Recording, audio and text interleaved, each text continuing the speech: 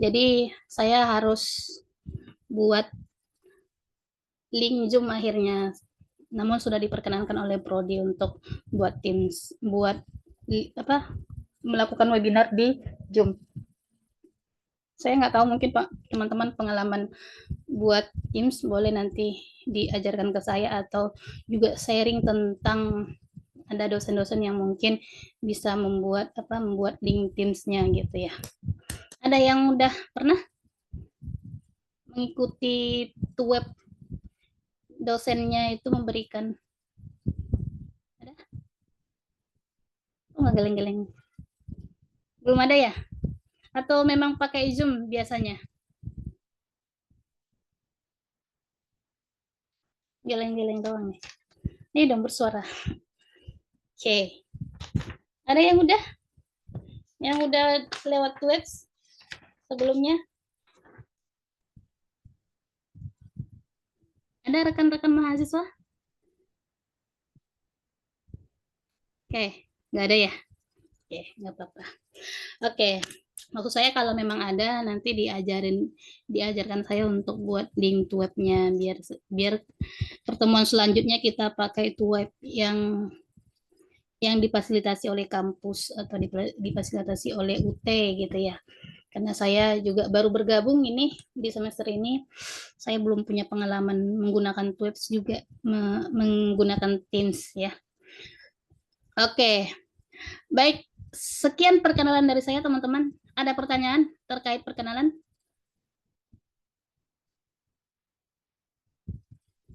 Ada? Kalau tidak ada, kita lanjutkan. Saya juga mau mengenali teman-teman dulu nih. Ya, dari mana, terus pekerjaannya apa selain beraktivitas sebagai mahasiswa di UT gitu ya. Ada yang mungkin bertanya dulu tentang introduksi yang sudah saya sampaikan? Tidak ada? Sudah siap belajar semua? Kayaknya ini muka-muka pengen belajar langsung ini. Ya, siap langsung belajar, nggak usah perkenalan Bu, kita belajar aja langsung. Kita senang-senang belajar gitu ya.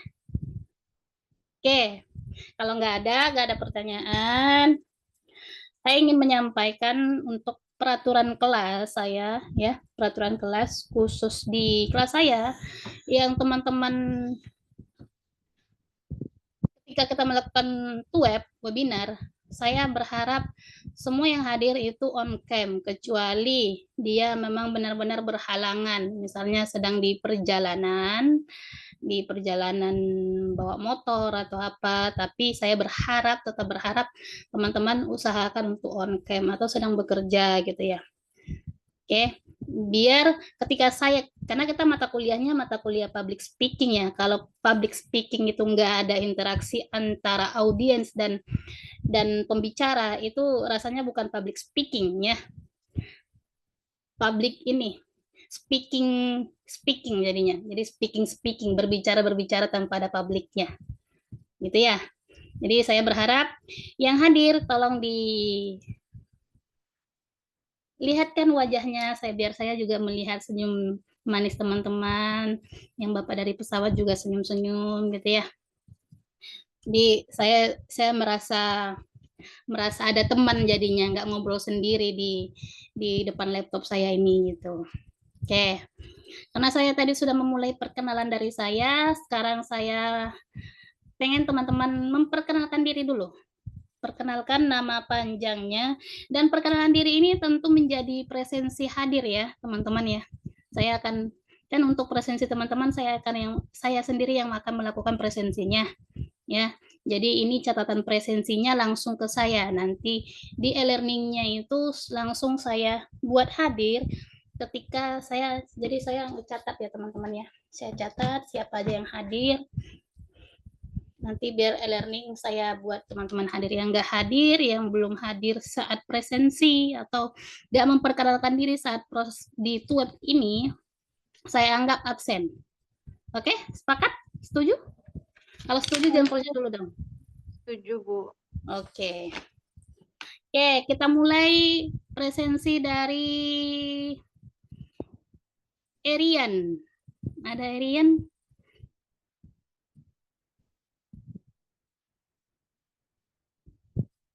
Ini siapa nih yang sedang di bawah matahari? Hati-hati Mbak, bawah matahari itu panas. Ntar kebakar. Oke, Erian ada? Kalau tidak ada, saya lewatkan. Maaf Bu, namanya siapa? Erian Sundewo. Ini suaranya dari mana yang bising-bising? Erian Sundewo ada? Kagak ada. Oke. By the way, teman-teman, sekarang itu saya posisinya sedang di Jakarta ya. Saya dosen swasta Jakarta. Kalian juga kesempatan kali ini juga bergabung di UT. Gitu. Ya, barangkali ada yang dari Jakarta juga nanti, siapa tahu ada someday ketemu di jalan, apa-apa kita saling tegur-tegur menegur gitu ya, saling sapa-sapa. Kalau nggak tahu Jakarta itu kan sebenarnya kecil ya, tiba-tiba ketemu di GBK. Lagi sekarang akan lagi musim culture lari ya, walaupun saya nggak suka lari sih. Oke, sekarang kita mulai ke siapa dulu ya? Erian nggak ada. Novida ada? Iya, ada Ibu. Coba Mbak Novida. Maaf, tapi lagi nggak bisa on cam karena lagi latihan. Aku Novida Latihan. Wida Rahmat dan Latihan apa? profesi aku sebagai atlet. Oh, kan Iya, atlet apa? aku atlet tenis meja. Oh, saya juga jago tenis meja. Oh iya Kapan Bu, kita main bareng? boleh. Tapi saya nggak jago-jago banget. Saya bukan atlet banget. Tapi saya berapa kali menang di Pasca Sarjana IPB itu saya juara 3. Oh, keren-keren. Nggak pintar-pintar banget juga. Tapi boleh kita uji juga. Oke, Novida. Iya, Novida dari dari Bekasi. Bekasi. Oke, Iya, atlet. Ini atlet nasional atau atlet ibu kota? atlet nasional. Oke, oke, semangat Mbak Atlet. Boleh Iya, makasih. ditampilkan wajah sebentar nggak? Cukup untuk mengenali diri aja. Jangan Bu, lagi rame soalnya. Enggak, untuk memperlihatkan, oh iya benar gitu loh. Boleh? Enggak? Oke, kita next. Jangan ya Bu. Julian, ada? Nggak ada. Oke, Nurlati Fajahro. Julian ada, Bu. Oke. Mohon maaf, sedang nyetir, lagi nyetir. Lagi nyetir. Oke. Iya. Silakan. Nama saya Julian. Saya dari Jember, Jawa Timur. Oke, Julian Jember. Oke. Aktivitasnya selain kuliah, Bapak Julian? Selain kuliah, sebenarnya nggak ada sih rawat anak. Antar sebut anak sama Kenapa? Itu sama suaranya. toko. Oh, maaf suaranya Pak kurang jelas. Ya. Suaranya kurang jelas saya. Iya, apa iyanya Pak? Ya. Iya. Selain kuliah ya cuman rawat anak aja Bu, sama jaga toko kecil-kecilan. Oke. Oke, kita next.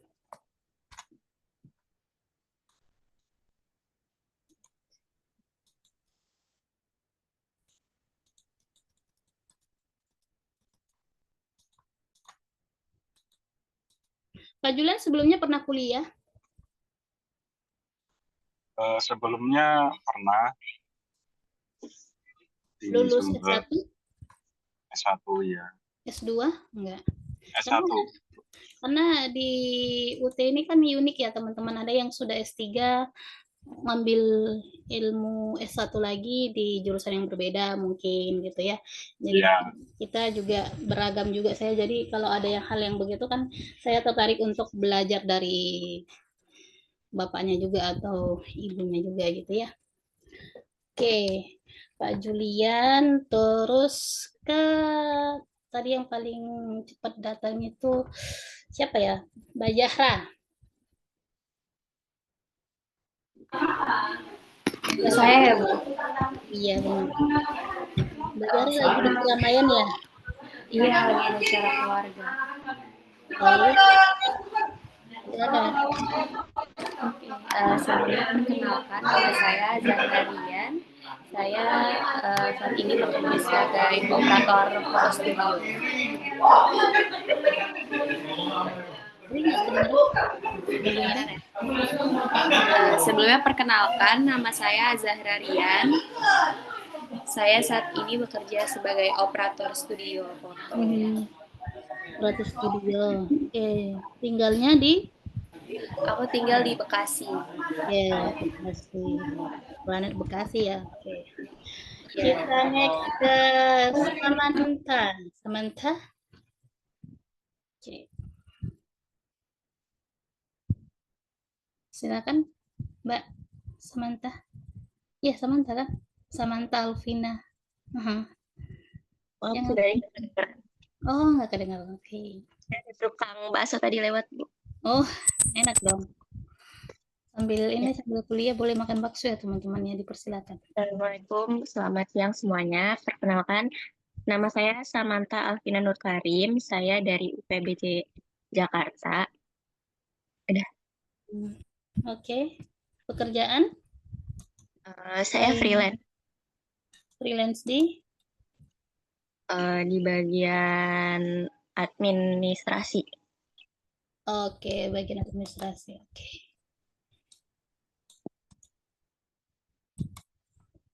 Oke, kita next setelah Mbak Samantha. Pak Sarno dulu deh, Pak Sarno. Dari tadi kayak memperhatikan pramugari deh ini. Baik, terima kasih Bu Aira Nuswa Aceh atas waktu yang diberikan. Assalamualaikum warahmatullahi wabarakatuh. Perkenalkan, saya Salma Trianto dari UPBJ Yogyakarta, Ibu. Mohon maaf dan mohon izin, Bu, saya dalam perjalanan ke Jakarta ini, Bu, dalam rangka dinas luar, ada di kereta api. Oke. Dan Oh, aktivitasnya Pak? saya dari Kementerian PU, Ibu, di Yogyakarta. Kementerian PU. Terima kasih. Oke, baik. Ya, hati-hati di jalan, Pak. Demikian, Ibu. Cukup. Oke. Terima kasih. Selanjutnya Maisi ya. Silakan Mbak Maisi. Assalamualaikum warahmatullahi wabarakatuh. Perkenalkan, nama saya Messi Arsilia Netra Putri. Saya berasal dari UPBBJ Samarinda, domisili Balikpapan. Profesi saya saat ini sebagai barista di salah satu kopi shop Balikpapan. Saya baru aja minum kopi Good Day, jadi nggak ini ya, nggak termasuk kopi yang nggak culture gitu ya. Oke, dari Mbak Maisi sekarang kita pindah ke Rizka.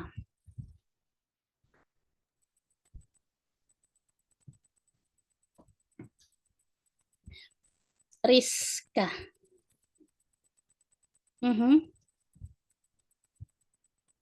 Suaranya belum keluar, Mbak Rizka.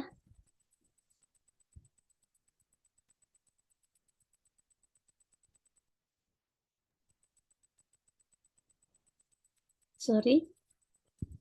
Oke, kita next Mbak Rizka, kayaknya keluar deh. Oke. Kita next ke Mbak Mega. Halo, selamat siang Ibu. Oke, siang. Ya, perkenalkan saya Mega Melani Permana Putri dari UPBBJ Kota Bandung. Saat ini saya bekerja sebagai admin dokter bedah plastik di Bandung.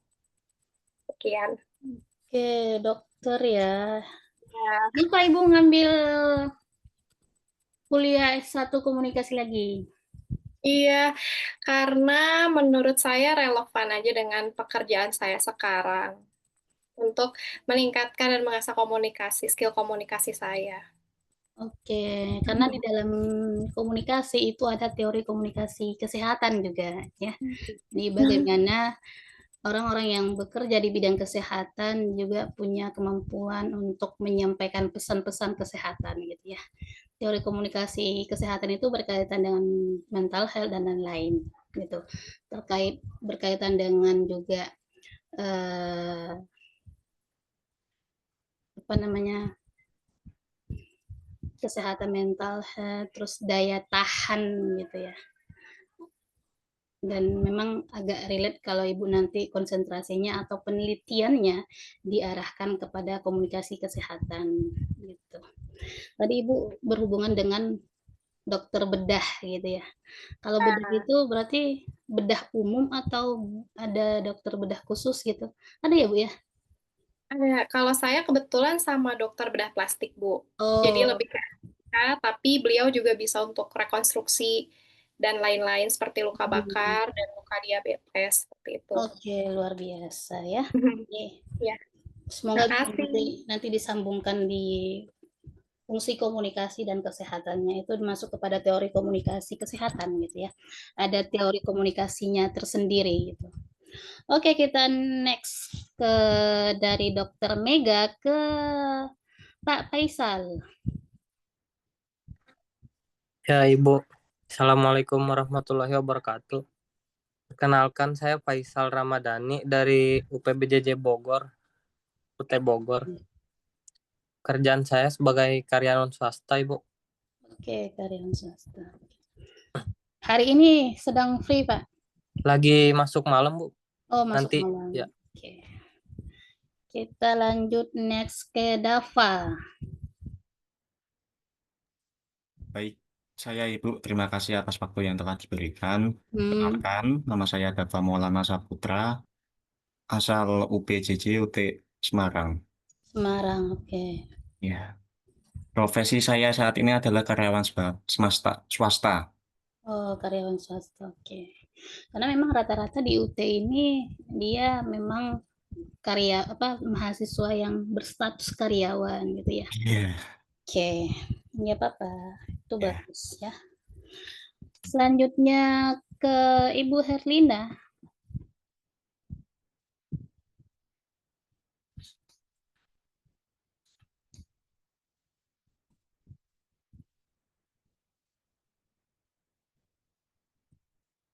Bu Herlina, ada gangguan? Ya, siang Ibu. Terima kasih sebelumnya atas kesempatannya. Perkenalkan, saya Herlina Hartiningsih dari UPBJJ Jakarta, asal dari Bekasi. Saat ini saya profesinya sebagai front officer di salah satu perusahaan di Bekasi. Oke. Selanjutnya Novida. Novida tadi belum ya? Novida belum. Julian. Ada orangnya? Tadi Rizka juga belum masuk. Fajar. Erian Sundewo. Belum. Ada yang udah hadir tapi belum absen? Saya, Bu. Rizka. Saya, Bu. Oke, Nur Latifatu Zahro. Oke, silakan. Ya, selamat siang teman-teman, Ibu, Pak. Perkenalkan, nama saya Nur Latifatu Zahro, biasa dipanggil Iva. Pekerjaan saya sekarang sebagai admin SEO dan digital marketing. Oke. Dari UT? UT Malang. UT Malang, oke. Iya. Oke, udah? Rizka?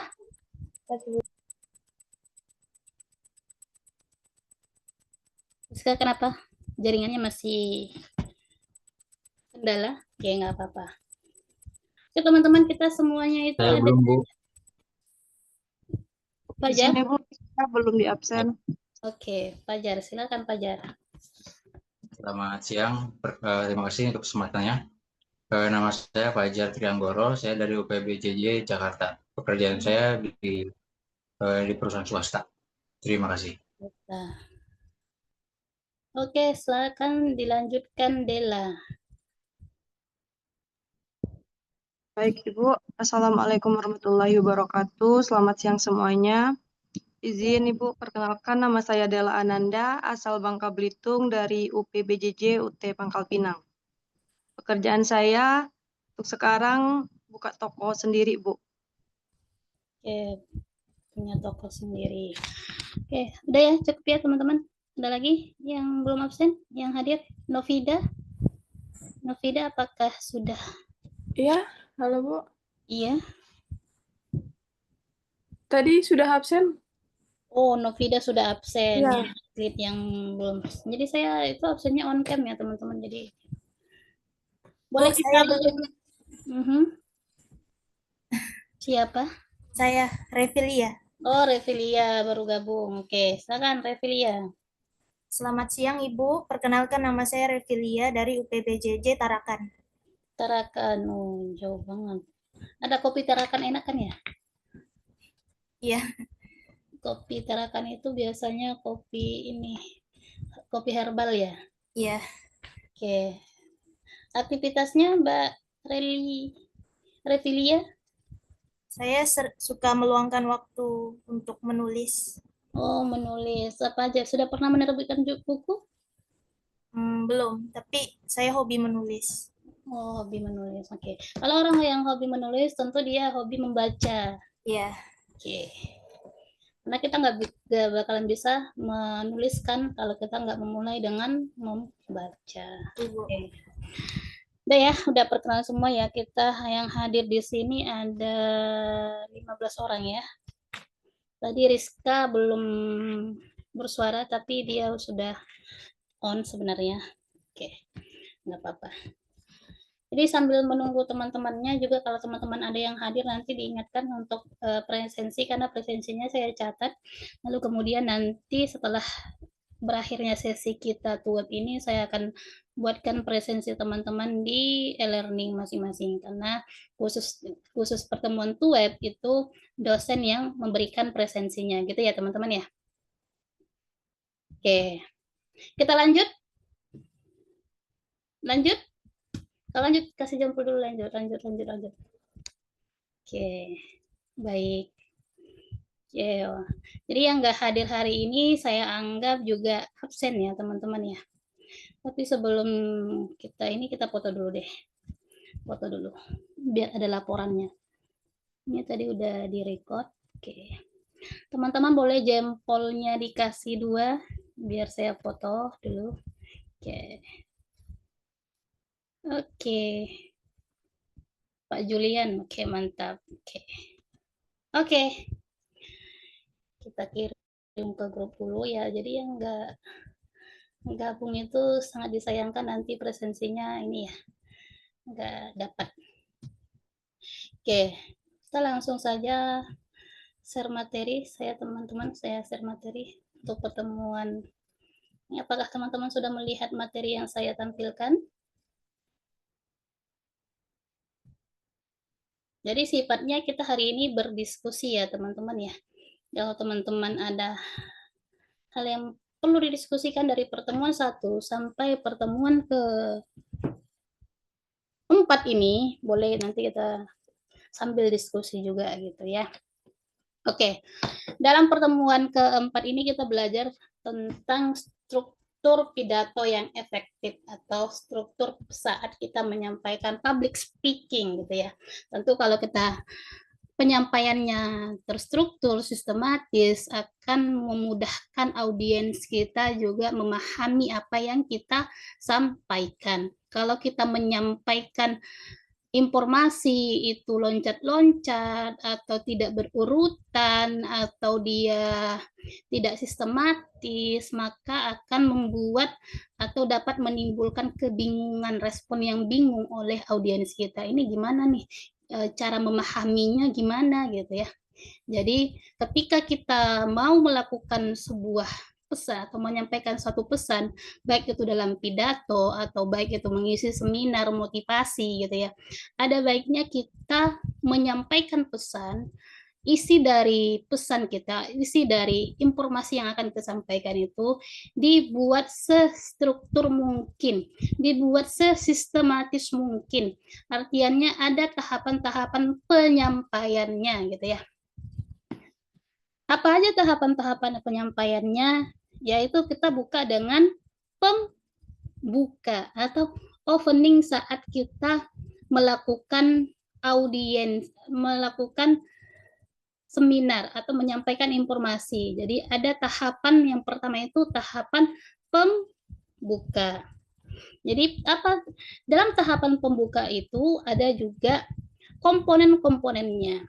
Ya, bagaimana cara membuka yang baik, bagaimana mengawalinya, terus apa aja tahapan yang dalam pembukaan itu, apa aja konteks yang harus kita sampaikan, apa aja yang perlu disampaikan dan apa yang tidak perlu disampaikan. Oke, tentu yang pertama itu salam dan sapaan gitu ya, penting teman-teman. Nggak mungkin teman-teman ingin menyampaikan sesuatu langsung ke intinya. Nah, nanti akan membuat audiens kita bingung. Ini siapa yang mau menyampaikan gitu? Terus apa yang mau disampaikan? Kok tiba-tiba sudah bicara tentang COVID aja? Dia siapa? Apa fungsinya di sini gitu ya. Jadi sebelum kita menyampaikan isi pidato atau isi dari informasi yang akan kita sampaikan, ada baiknya kita melakukan salam dan sapaan dulu kepada audiens atau orang yang akan mendengarkan informasi kita. Oke, tentu sapaan dan salam itu juga kita sesuaikan dengan audiens kita atau siapa yang mendengarkan informasi kita ini. Jadi kita sesuaikan ya.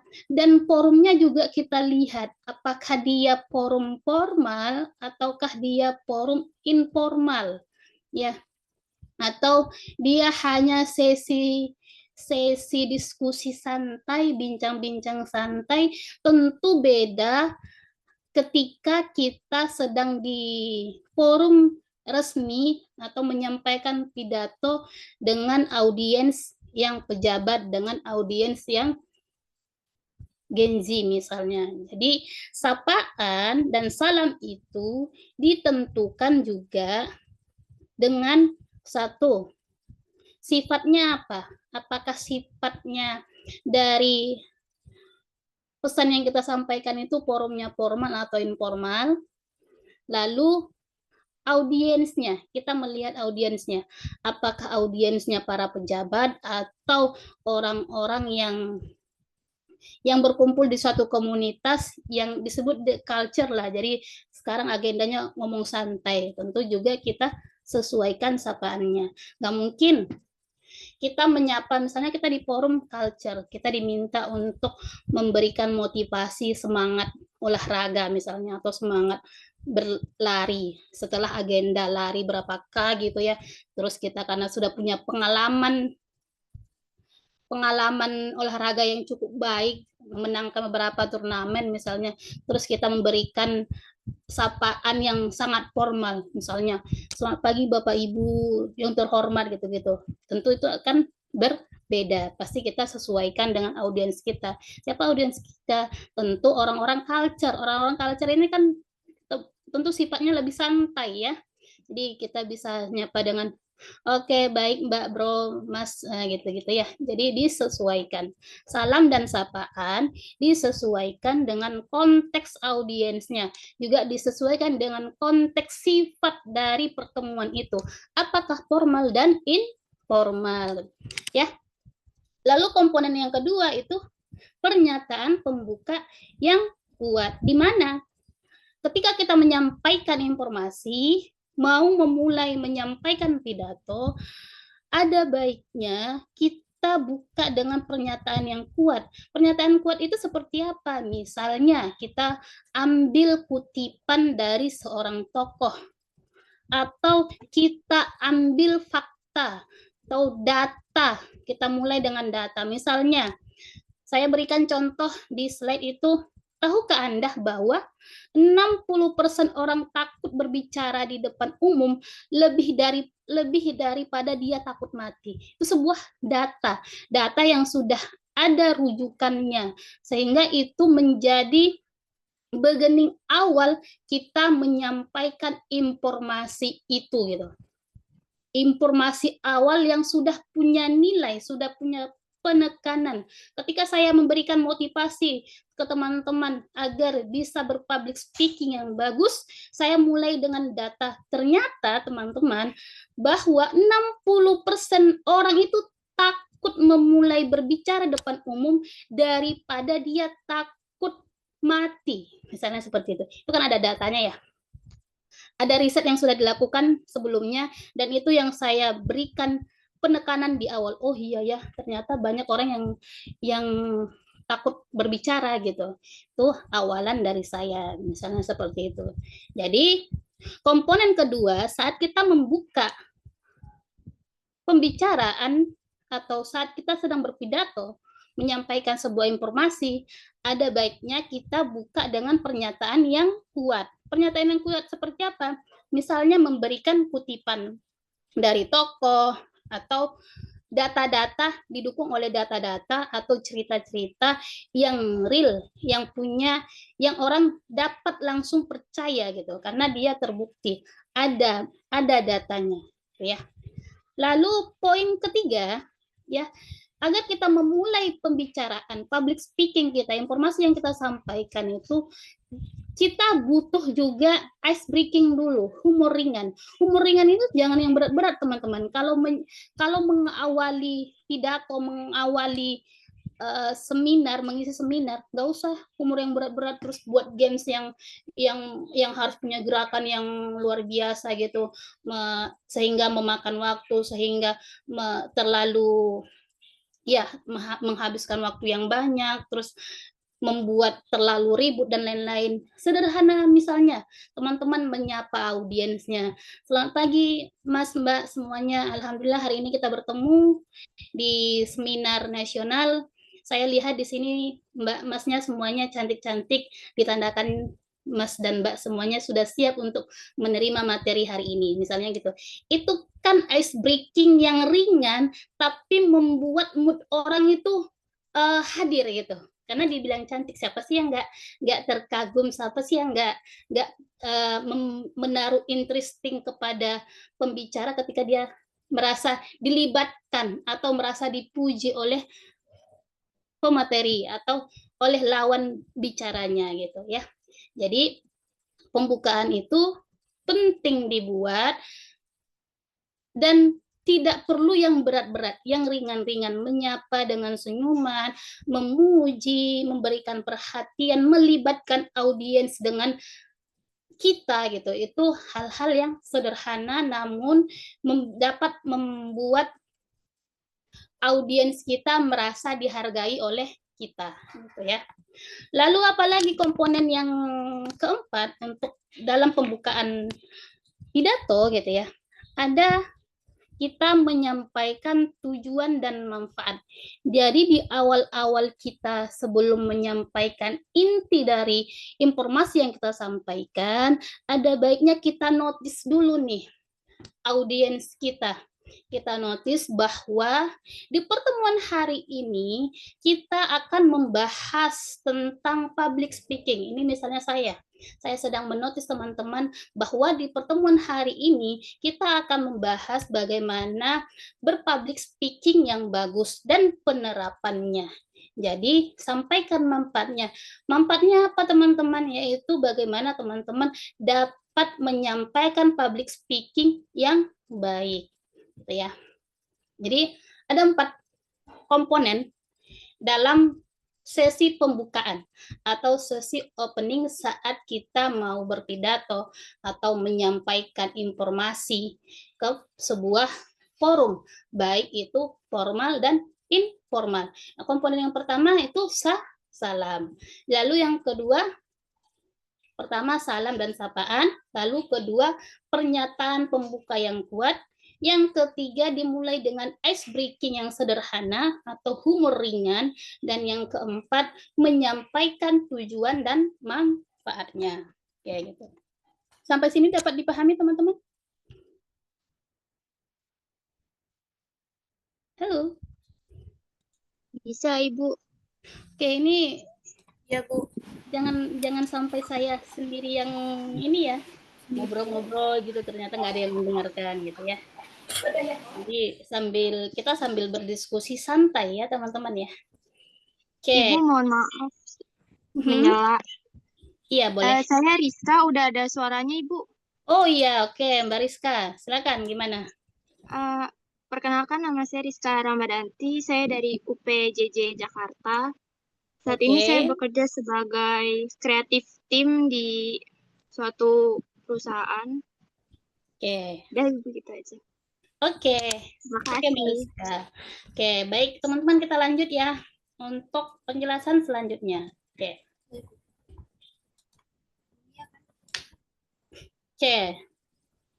Selanjutnya itu setelah kita membuka atau opening dari pembicaraan kita, isi dari informasi kita masuk kepada sesi penyampaian inti pesan, yaitu sesi yang paling sangat penting gitu ya. Jadi hal yang paling sangat krusial apa sih itu? Yaitu kita menyampaikan pesan kepada audiens kita. Apakah teman-teman melihat? Lihat nggak? Saya coba jalan sekarang. Oke. Lihat teman-teman.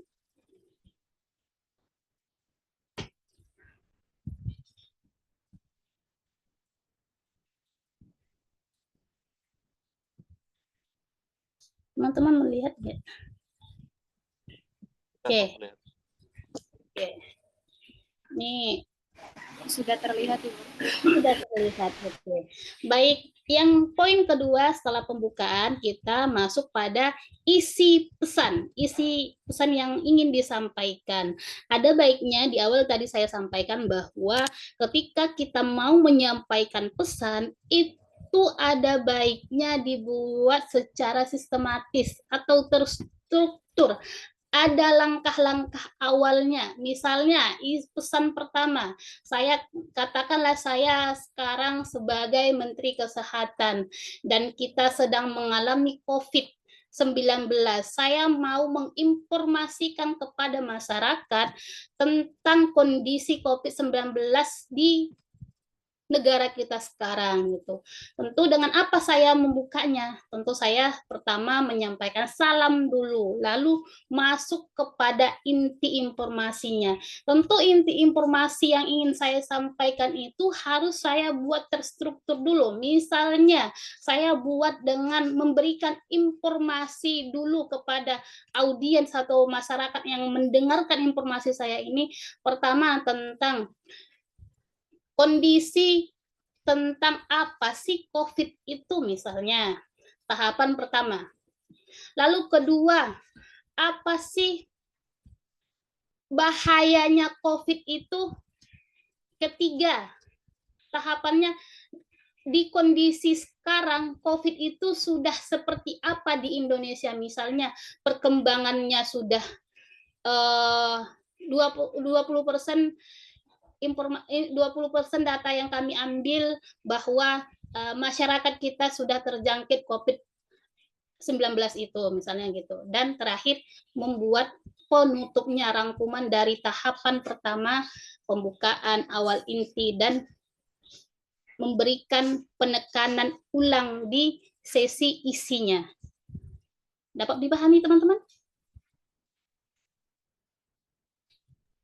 Misalnya tadi saya sampaikan bahwa ketika kita dalam menyampaikan informasi, berpidato, kita harus membuat informasi yang kita sampaikan itu sistematis atau ada tahapan-tahapannya. Kenapa kita harus buat itu?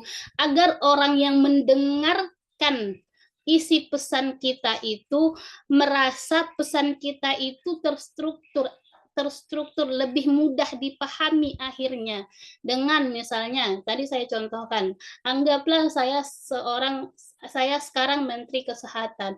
Sekarang kita mengalami kondisi negara kita sedang di fase kena serangan virus corona begitu. Jadi pertama itu kita harus saya menyampaikan bahwa apa sih COVID-19 itu gitu ya. Itu tahapan awalnya. Kenapa itu tahapan awalnya yang perlu saya sampaikan? Karena mungkin banyak masyarakat kita belum tahu itu tentang apa itu COVID-19 ini.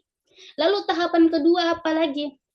Saya menyampaikan betapa bahayanya COVID-19 ini kalau kita menyampaikan, kalau kita tidak mengantisipasi agar tidak terjangkit. Misalnya, bahwa kita penting menjaga jarak, yang kemarin ya, menjaga jarak, terus tidak keluar rumah. Dengan begitu saja kita masih pesan yang terstruktur begitu saja pesan yang kita sampaikan, masih saja ada masyarakat yang tidak mendengarkan kaidah-kaidah informasi yang kita sampaikan gitu ya. Jadi harapannya setelah kita menyampaikan itu, informasi yang kita sampaikan itu menjadi notis bahwa masyarakat, oh iya, di fase COVID-19 ini kita harus menjaga jarak, tidak bisa keluar. Terakhir ada faktanya. Faktanya itu apa? Data-data pendukung bahwa ternyata karena terdampak terjangkit COVID-19 itu banyak masyarakat kita yang tidak bisa bertahan hidup gitu misalnya, sehingga itu menjadi notis juga bagi masyarakat kita tentang pesan yang kita sampaikan. Oke ya, ini penyampaian tipsnya ada problemnya, ada solusinya, lalu ada sebab akibatnya. Kenapa COVID itu datang? Akibatnya kenapa? Kalau kita melanggar aturan-aturan COVID itu apa akibatnya? Dan memberikan fakta tentang dulu dan sekarang. Ya gitu. Oke? Kita next. Ini tulisan saya memang agak kecil ya, teman-teman. Oke. Kita next lagi. Slide-nya belum pindah ya? Oke.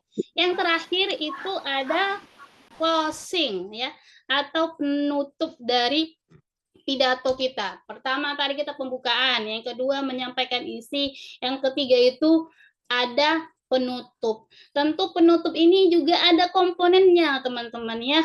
Yang pertama itu penting kita ketika menyampaikan sudah di fase untuk closing informasi yang kita sampaikan, perlu kita memberikan notis ulang, penekanan ulang terhadap informasi. Misalnya tadi saya menyampaikan informasi itu ada 20 menit. Kita ambil 1 atau 2 menit untuk memberikan poin-poin penting dari penjelasan itu. Misalnya tadi, Bapak Ibu masyarakat Indonesia yang kami hormati misalnya, atau yang berbahagia ya.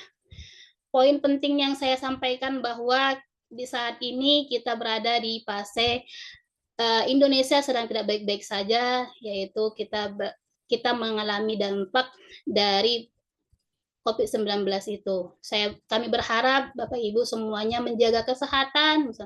Poin-poin penting itu kita notice kembali, kita ulang kembali untuk sebagai penekanan kepada audiens kita atau kepada pendengar kita, sehingga mereka ternotis kembali, oh dari sekian menit pidato yang disampaikan oleh Bapak Menteri, ternyata dia hanya perlu menyampaikan bahwa sekarang Indonesia tidak baik-baik saja karena terjangkit oleh COVID. Dan bagaimana cara kita mengatasi COVID. Dan fakta dan data COVID itu sebenarnya. Udah, misalnya 3 poin penting aja yang akan kita sampaikan. Seperti itu ya. Jadi tahapan-tahapannya untuk menyampaikan pidato ada 3. Cukup 3. Pertama itu ada pembukaan. Dalam pembukaan itu ada 4 komponen. Ya kan teman-teman ya? Betul? Oke, saya mau sambil nguji nih. Wait, sebentar.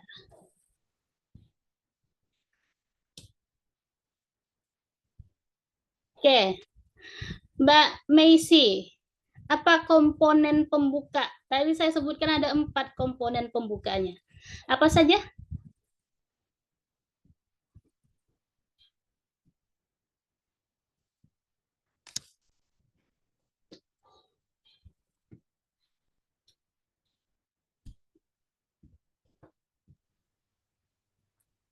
Boleh disebutkan ulang? Komponen pembuka. Ada yang pertama ada sapaan. Lalu kedua? Ada ice breaking. Ice breaking itu yang ketiga.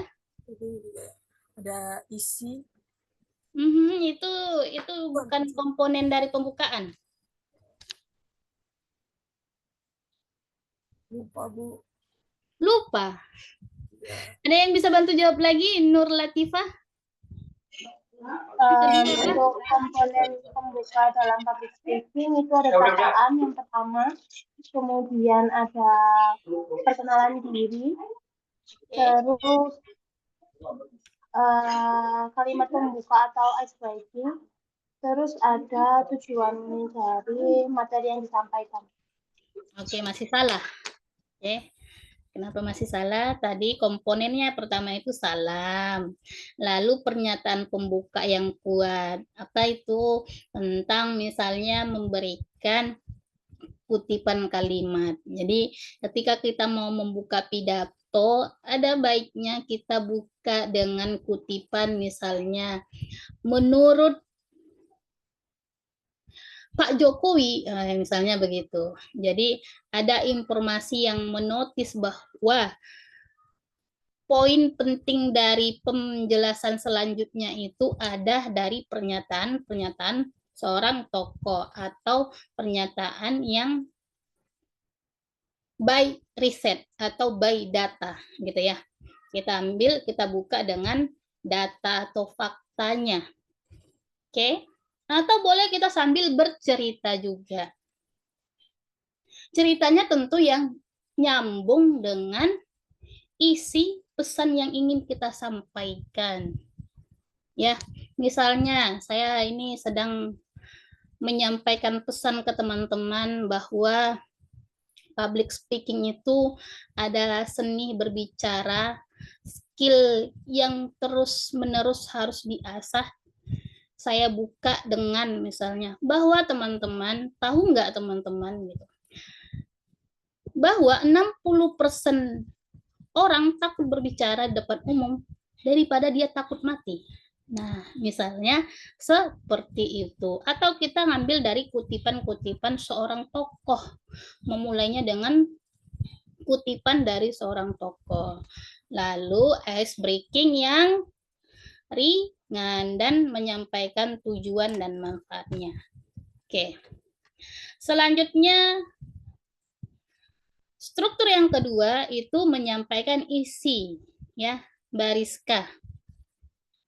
Dari struktur yang kedua itu tadi saya sampaikan ada penyampaian isi. Apa saja komponennya, Bariska? Baik, Ibu. Yang pertama ada sebab akibat. Yang kedua solusi dan penyelesaian. Yang ketiga saya agak lupa sih, Bu. Oke, agak lupa. Oke, yang ketiga informasi tentang data yang sekarang dan riset masa depan misalnya, ya. Oke, dan terakhir penutup. Penutup itu perlu kita memberikan penekanan poin-poin yang pesan-pesan dari informasi yang sudah kita sampaikan, kita berikan poin-poinnya saja. Ya, di penutup sebelum kita mengucapkan salam penutup, kita ada baiknya untuk menyampaikan atau menotis kembali, mereview ulang kembali pesan-pesan yang sudah kita sampaikan dari beberapa 30 menit berlalu itu menjadi misalnya hanya 2 menit dengan ringkasan-ringkasannya, ya, poin-poin penting dari pesan yang kita sampaikan. Oke, sekian teman-teman materi kita. Lalu saya mau menambahkan sedikit tentang teknik pendukung saat kita menyampaikan informasi atau saat kita sedang melakukan public speaking. Pertama itu penting untuk kita memberikan vokal atau intonasi yang cukup jelas saat kita menjelaskan sesuatu kepada orang lain. Misalnya, ada masanya kita datar dalam menyampaikan informasi, ada masanya kita memberikan penekanan. Kenapa kita memberikan penekanan saat menyampaikan itu? Karena mungkin itu adalah poin penting dari informasi yang kita jelaskan. Kita butuh memberikan penekanan intonasi di situ misalnya ya. Jadi lalu apalagi kontak mata. Jadi jangan teman-teman beranggapan ada itu orang yang bilang, "Ibu saya tuh grogi kalau lihat audiens." Justru kalau kita melihat audiens saat menyampaikan pidato itu akan mengurangi ketegangan pada pemikiran kita, pada aliran otak kita. Karena kita merasa audiens itu sedang mendengarkan kita, sehingga kita ada interest di dalamnya, gitu ya. Jadi nggak ada itu orang yang bilang, "Ibu saya kalau melihat orang yang sedang berpidato, misalnya sedang berbicara, saya malah grogi." Itu nggak ada. Harusnya ketika kita memberikan kontak mata kepada audiensnya itu, harusnya otak kita malah berpikir lebih santai. Urat-urat yang tadi tegang itu akan longgar karena kita merasa audiens kita itu mendengarkan kita. Jadi kita merasa juga bisa terlibat kepada emosinya audiens. Tuh. Dan juga memberikan gestur atau ekspresi wajah. Jangan teman-teman nanti menyampaikan pidato terus mimik wajahnya, gestur tubuhnya tidak mendukung dari pesan yang disampaikan. Misalnya sedang berbahagia misalnya, terus teman-teman gesturnya sedih gitu kan. Nggak mewakilkan ekspresi teman-teman, nggak mewakilkan dengan informasi yang disampaikan. Jadi ekspresi wajah atau gestur tubuh kita harus mewakilkan pesan yang kita sampaikan, ya. Harus mewakilkan pesan yang kita sampaikan. Apalagi yang poin yang keempat yaitu visual atau media. Apa itu? Misalnya kita menggunakan slide, kita menggunakan pointer untuk membantu kita dalam menjelaskan. Misalnya kita kadang lupa gitu ya, lupa materi, maka dibantu oleh PPT gitu misalnya. Oke, sekian teman-teman. Ada pertanyaan?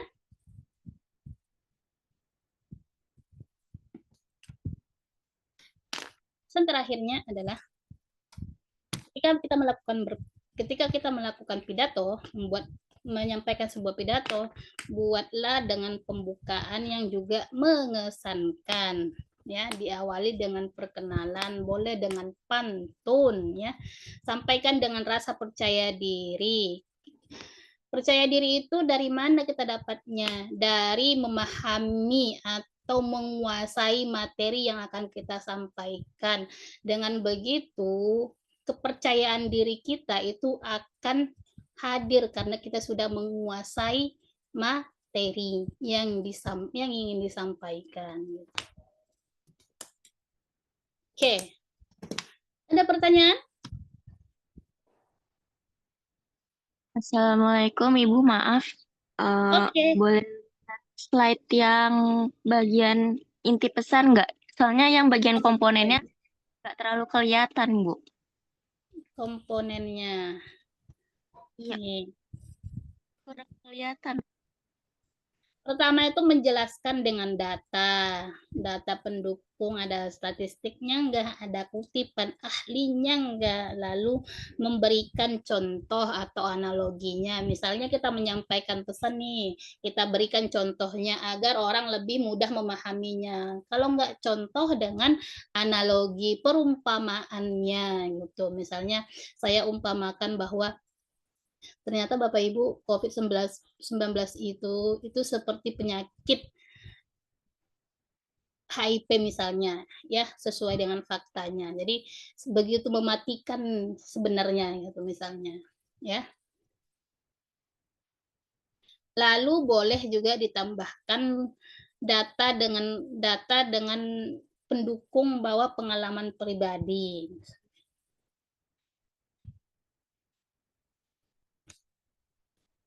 Oke. Cukup Mbak Samantha? Sekarang yang kita pertama masuk ya Bu ya. Di sini nggak kenapa? terlalu. Yang pertama. Penjelasannya dengan data pendukung, diisi dengan misalnya fakta, dengan apa statistik, infografisnya, atau kutipan para ahli. Ya, baik Bu, terima kasih. Oke, sekarang kita masuk ke sisi tanya jawab teman-teman. Saya pengen diskusi ke teman-teman yang punya pengalaman memulai public speaking nih. Mohon izin Ibu. Boleh Oke, bertanya? silakan. Oh ya, Pak Baik, terima Sarno. kasih Ibu. Ya, terima Ini Pak kasih. Sarno harusnya Ibu, mohon lebih maaf luar biasa nih. bertanya. Mohon izin saya Oke. di kendaraan. Seringkali saya itu, Ibu, pernah mendengarkan kata dari MC atau dari seorang pidato itu sering menggunakan kata gitu loh Bu. Jadi kayak gak enak didengar di telinga sih sebenarnya. Itu sering kali yang itu kami dengar. Nah, untuk biar apa ya menghindari kesalahan tersebut gimana sih Bu ya? Iya, saya termasuk orang yang menyampaikan ke mahasiswa saya untuk menyampaikan sesuatu informasi atau sedang berpidato, hindari kata-kata dan itu saya ajarkan ke mahasiswa saya yang reguler.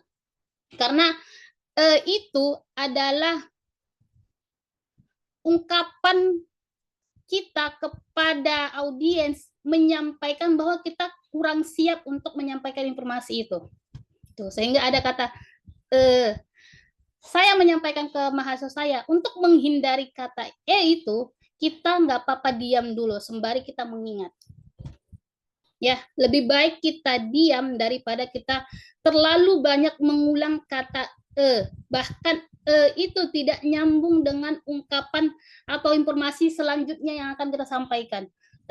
Gimana ya? Misalnya seperti itu. Jadi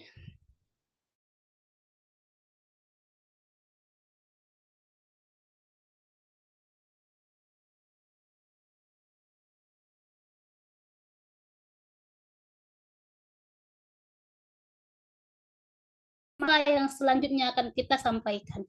Saya sering melakukan itu, misalnya saya diam dulu. Jadi sambil saya mengingatkan informasi kembali kepada pikiran saya, oh iya saya harusnya menyampaikan apa nih? Atau bisa kita akalin, Pak. Akalinnya gimana? Ketika saya misalnya sedang menjelaskan teori tentang ilmu komunikasi, bahwa teman-teman mahasiswa teori komunikasi semiotika itu adalah teori komunikasi yang disampaikan melalui saya lupa nih, melalui apa teman-teman? Saya lemparkan ke audiensnya. Ada yang tahu melalui apa? Misalnya dengan trik seperti itu, daripada kita mengucapkan gitu ya, kita lemparkan ke audiensnya. Menurut teman-teman ada yang tahu? Coba sambil kita mengingat-ingat kembali, oh iya apa ya, apa ini teori semiotika ini apa gitu. Jadi saya coba untuk melemparkannya ke audiens untuk saya mendapatkan insight dari audiens dulu untuk menormalkan pikiran saya dulu gitu. Jadi itu salah satu triknya Pak Sarno. Selain dari tadi saya mencoba untuk diam sejenak sambil saya berpikir. Diamnya jangan lama-lama, Pak. Ya, jangan lama-lama sampai 5 menit misalnya. Kita cukup misalnya 3 detik. Kalau kita sudah menguasai materi hari itu, tentu untuk mengingatnya itu nggak perlu lama-lama. Kita hanya coba untuk review, otak kita jalan dulu nih, gitu. Itu cukup, ya maksimal 5 detik lah. Atau tips yang ketiga saya sering lakukan juga ketika saya sedang menyampaikan, sedang mengisi seminar misalnya, saya menjatuhkan pena lah. Padahal bukan penanya terjatuh, tapi sengaja saya jatuhkan, Pak. Agar gimana? Agar saya bisa mereview dulu pemikiran saya. Ini selanjutnya saya menyampaikan apa. Jadi saya buat situasi agar saya punya waktu untuk berpikir, misalnya seperti itu. Ya, daripada saya mengucapkan kata misalnya Bapak sedang berpidato nih, sedang berpidato ke Bapak menteri misalnya, nggak apa-apa misalnya Bapak diam sejenak untuk berpikir daripada Bapak mengucapkan kata atau sedang di situasi resmi nih, Bapak coba untuk menjatuhkan pena sehingga Bapak ada waktu untuk mengambil, sehingga dalam pemikiran Bapak bisa mereview sebentar apa pesan yang selanjutnya ingin Bapak sampaikan. Itu trik-triknya yang sering saya lakukan, begitu Pak. Baik Ibu, mungkin akan saya terapkan Bu untuk yang menjatuhkan pena. Kadang saya tuh pidato di depan pegawai atau apa itu kan jadi lupa dengan kata-kata. Iya, gitu. Baik Ibu, Jadi terima kalau kasih lupa atas informasi dan arahannya. Iya, kalau lupa misalnya kita arahkan aja ke audiensnya misalnya sambil kita mengingat, gimana menurut Bapak Ibu gimana misalnya? Gitu ya. Jadi jangan sampai juga kita kelihatan bodoh akhirnya gitu ya. Kelihatan nggak menguasai akhirnya gitu. Jadi ada tips-tipsnya. 3 tips itu menurut saya cukuplah untuk mengantisipasi itu gitu Pak Sarno. Ya ini hebat nih Pak Sarno nih. Pasti kalangan audiensnya itu bukan kalangan ecek-ecek lagi. Jadi harus betul-betul sebelum melakukan pidato harus betul-betul memiliki persiapan yang matang. Gitu ya. Oke, next teman-teman, pertanyaan selanjutnya. Kita sambil diskusi ya teman-teman ya. Bisa diskusinya di luar dari materi yang telah saya sampaikan hari ini. Misalnya ada materi-materi di pertemuan ke 1, 2, dan 3 itu boleh kita review dari sekarang. Silakan. Teman-teman yang dokter tadi kira-kira kendalanya di mana saat melakukan pesan yang disampaikan? Nggak mungkin lah dokter lupa ya. Apakah mungkin ada dokter lupa?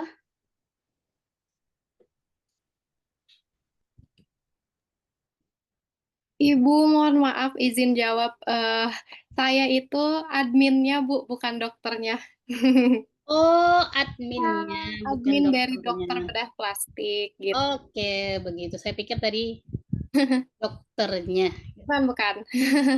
Nah, justru kalau adminnya justru itu harus public speaking-nya lebih menguasai juga, karena kalau admin salah menyampaikan informasinya takutnya pasiennya salah minum obat juga akhirnya kan. Betul. Oke, sejauh ini kendala yang Mbak Mega hadapi ketika memberikan informasi kepada pasien itu apa Mbak Mega? Biasanya sih biasanya kalau untuk penyampaian ke pasien itu saya lebih knowledge ke tindakannya ya Bu ya. Karena kalau untuk pemberian obat dan lain-lain itu sudah ada bagiannya. Misalnya dari bagian farmasi gitu. Untuk saya sih biasanya kendalanya ya gitu, kadang di tengah-tengah penyampaian informasi ke pasien ada kadang suka lupa gitu di tengah-tengah tuh. Gitu, Bu. Lupa tentang instruksi obatnya gitu misalnya. Ya, kadang-kala atau enggak instruksi post operasinya misalnya kayak gitu, Bu. Tetapi saya selalu berusaha untuk latihan terus kalau di rumah gitu. Oke. Iya, jadi yang paling penekanan bahwa kita itu gimana berpublic speaking yang bagus itu bahwa teman-teman public speaking itu bukan skill yang dipelajari hari ini langsung pinter. Nggak ada istilah seperti itu. Tapi public speaking itu adalah skill yang harus terus-menerus dipelajari sampai kita benar-benar menguasai. Misalnya, nggak mungkin saya berpidato atau mengajar pertama kali itu bisa selancar ini. Saya juga grogi lihat mahasiswa Gen Z yang luar biasa sifatnya bermacam-macam gitu misalnya ya. Nggak ada istilahnya saya langsung jago sebagai dosen, langsung saya menguasai materinya, langsung saya bisa mengaplikasikan pesan yang saya sampaikan itu ke mahasiswa. Nggak ada istilah seperti itu. Ya, public speaking itu adalah skill yang harus terus-menerus kita asah. Dengan apa? Dengan persiapan yang matang. Misalnya kita mau melakukan, kita sudah diberikan tema nih sama panitianya. Kita kuasai dulu temanya, kita pelajari, kita lakukan riset. Saya sebelum melakukan misalnya mengisi seminar itu bahkan saya sampai meriset kira-kira nih ketika saya berada di seminar ini menyampaikan pesan ini, apa saja pertanyaan-pertanyaan yang akan timbul dari audiens saya. Itu saya riset, teman-teman.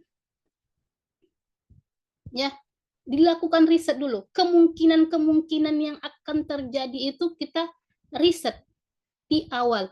Untuk apa? Untuk antisipasi ketika ada misalnya pertanyaan-pertanyaan yang kurang menyinggung atau kurang terkait dari penjelasan kita atau pesan yang kita sampaikan itu, tapi ditanyakan di audiens kita.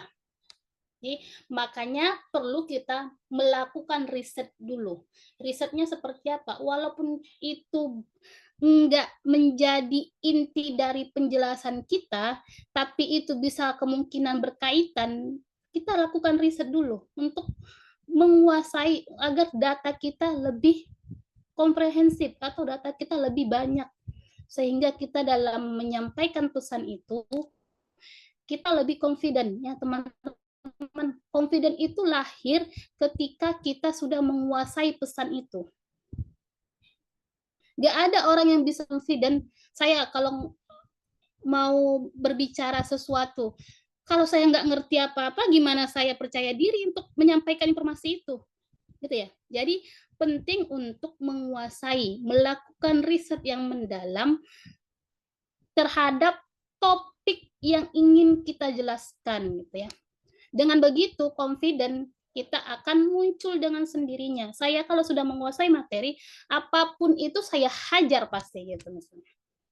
Kalau ditanya sama audiens, saya pasti lebih percaya diri. Beda ketika saya tidak punya persiapan sama sekali. Jadi kalau saya nggak mau mengisi seminar, kalau saya nggak diberikan waktu, apalagi itu ilmu yang belum saya kuasai, saya pasti nolak.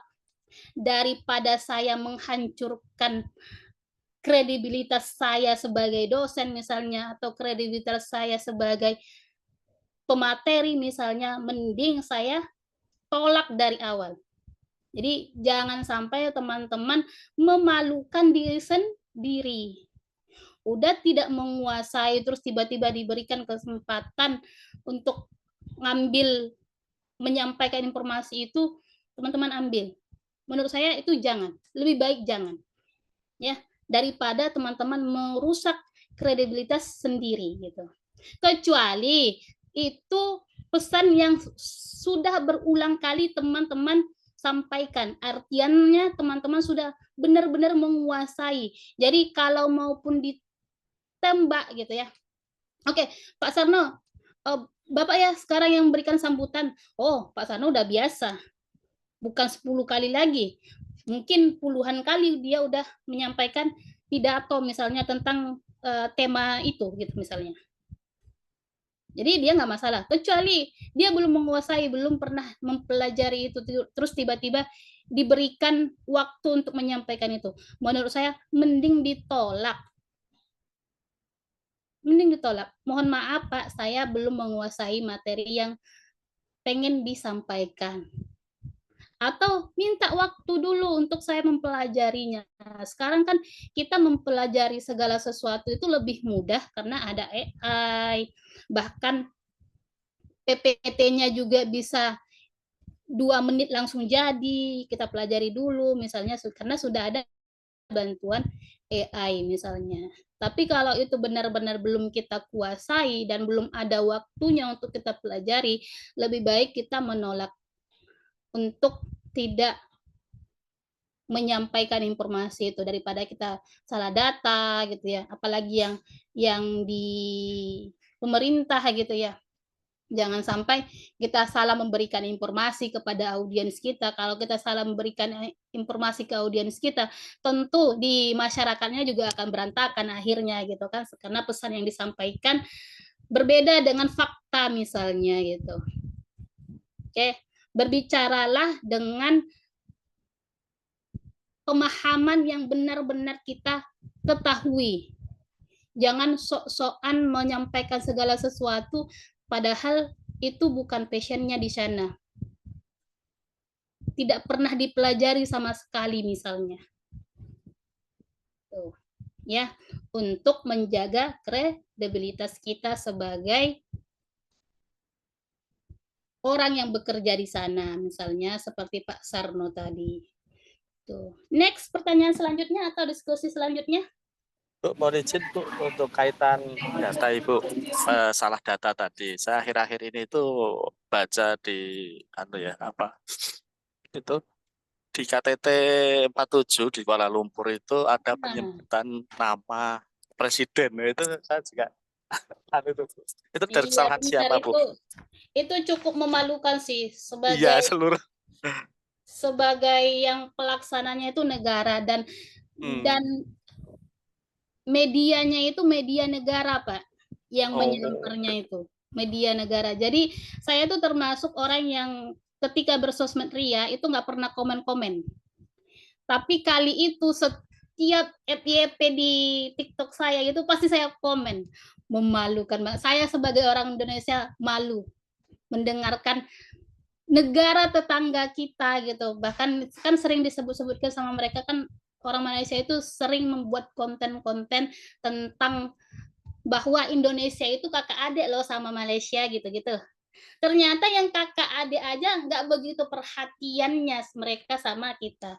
Nah, kalau di dalam PR, ilmu PR, itu kesalahan yang sangat fatal, Pak.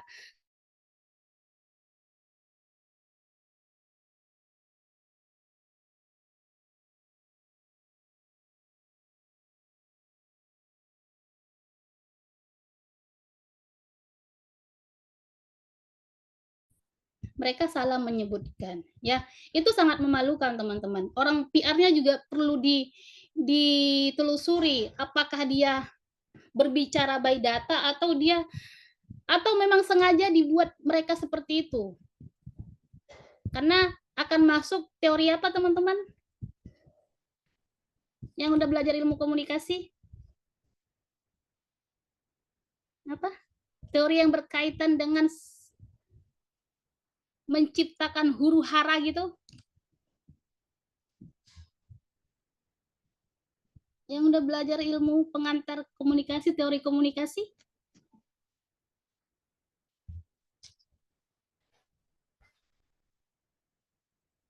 Agenda setting. Ada teman-teman belajar agenda setting, teori agenda setting? Belum ada. Ada Pak Sarno, masa nggak belajar? Nah, kita nggak tahu apakah itu murni juga kesalahan dari PR-nya atau memang dibuat sebagai dari teori agenda setting ini bagaimana bisa eksis gitu. Misalnya seperti itu. Saya melihatnya seperti itu sih, Pak. Jadi, oh ini mungkin ada agenda settingnya nih gitu. Karena tidak satu orang aja, mungkin satu negara mungkin hilap mereka mungkin bisa jadi Pak.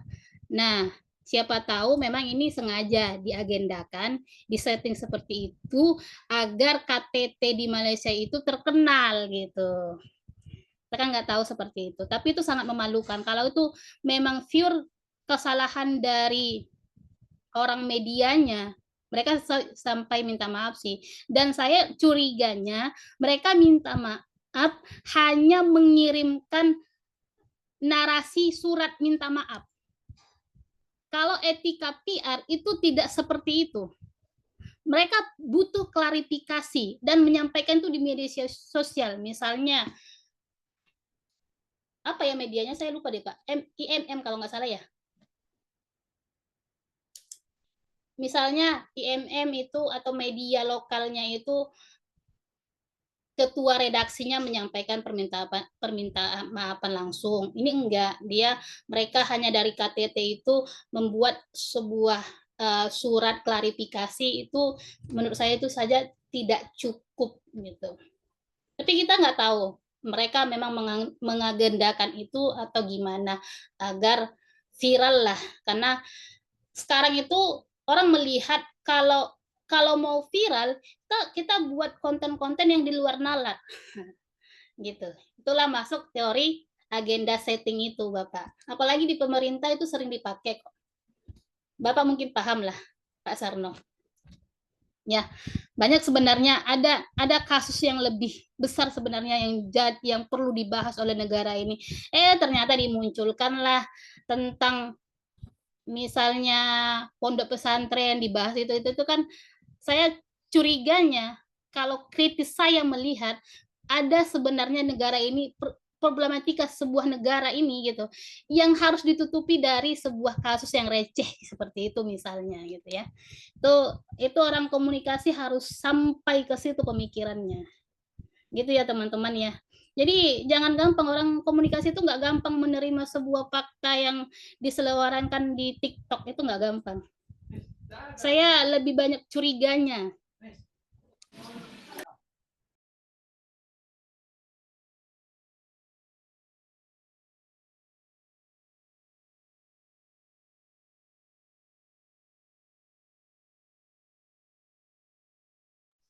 Jadi gitu misalnya ya.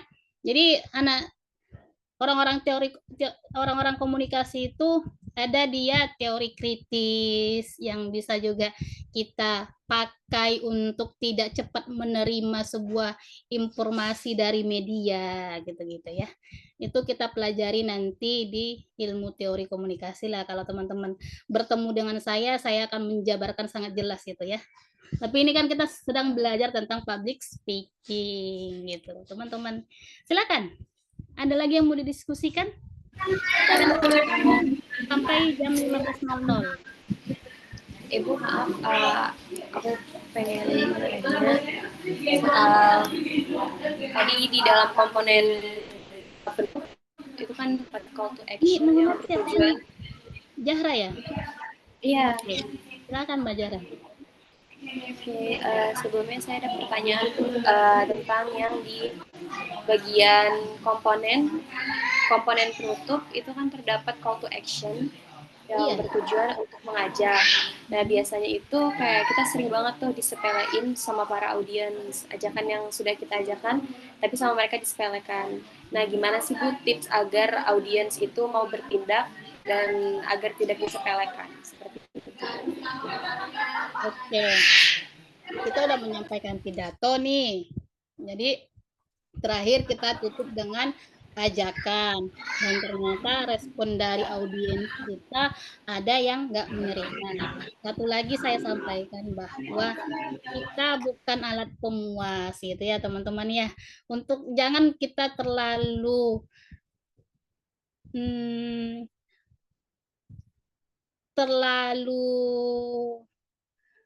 ini apa ya?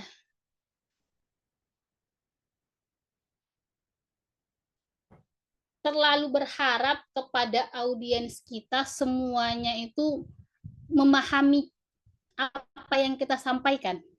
Ya, itu mustahil teman-teman ya. Jadi saya juga di antara teman-teman ini ada 17 orang, saya nggak berharap 17 orangnya ini mendengarkan saya, tapi setidaknya 50% saja mendengarkan saya, bahkan menyikapi pesan yang saya sampaikan itu sudah luar biasa. Jadi jangan terlalu merasa bahwa ketika kita tanya satu orang dia nggak bisa jawab pertanyaan kita, oh berarti pesan yang saya sampaikan itu belum tersampaikan dengan baik. Belum tentu juga. Karena saya lihat Mbak Zahra sekarang serius mendengarkan saya. Belum tentu ketika saya tanya Mbak Zahra, itu dia benar-benar mendengarkan saya nggak? Pesan yang saya sampaikan itu tersampaikan nggak dengan Mbak Zahra? Ada orang yang ketika seminar ngangguk-ngangguk, saat belajar juga ngangguk-ngangguk. Ternyata ketika saya tanya, dia nggak mengerti sama sekali. Gitu. Jadi jawabannya adalah jangan merasa kita harus memuaskan semua audiens kita. 1-2 orang kita uji, mereka mendengarkan kita atau tidak, itu sudah cukup. Ya, tidak ada yang sempurna, teman-teman ya. Jadi cukup 1-2 orang saja.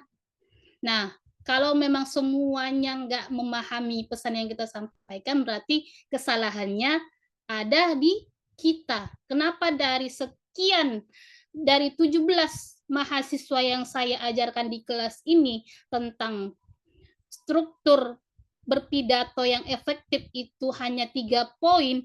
3 poin itu pun nggak dapat diterima dari 17 orang itu, berarti itu murni kesalahan saya. Berarti saya menyampaikan pesan itu tidak efektif. Ya, teori komunikasinya apa teman-teman untuk menyampaikan pesan?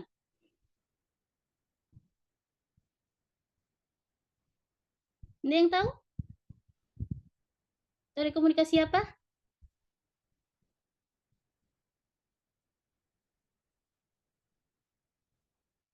Teori komunikasi kan banyak ya teman-teman ya. Dan pesan-pesannya itu tentu berbeda-beda. Responnya itu juga tentu berbeda-beda. Teori komunikasi apa yang tujuan komunikasinya itu disampaikan agar pesan komunikasi yang disampaikan itu audiensnya memerlukan atau melakukan tindakan. Teori komunikasi apa?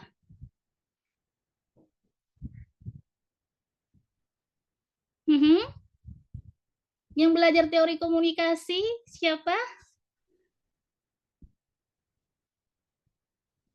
Mbak Rizka, belajar teori komunikasi kan? Teori komunikasi apa? Iya, teori komunikasi apa? Yang pesan disampaikan itu mendapatkan respon tindakan dari audiens atau komunikatornya, komunikannya. Apa? Sederhana kok itu. Mbak Samantha. Saya kurang tahu sih. Mbak Samantha apa? Kayaknya berpikir keras nih apa ya gitu. Apa yuk? Maaf kalau salah. Teori common sense. Common? Teori komunikasi common sense. Common sense. Common sense. Masih kurang. Masih kurang. Saya belum pelajarin semuanya sih, Bu. Aha, yang udah dipelajari teori komunikasi apa aja? Agenda setting. Agenda setting tadi udah saya sampaikan. Iya. Nah, apalagi?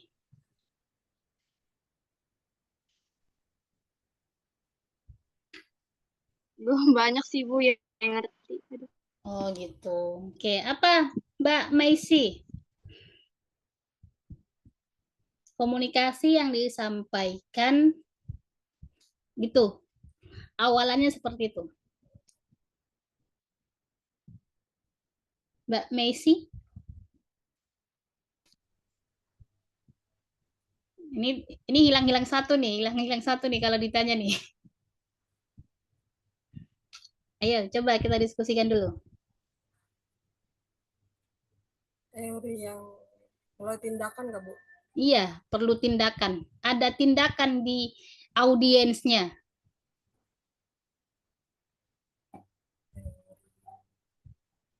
Siapa tadi yang menyampaikan? Yang perlu ada tindakan ya, Bu, yang gitu? Mbak Mega ya? Atau Mbak Nur Latifatul Zahro? Teori sosiologi, Bu. Lebih spesifik teori apa?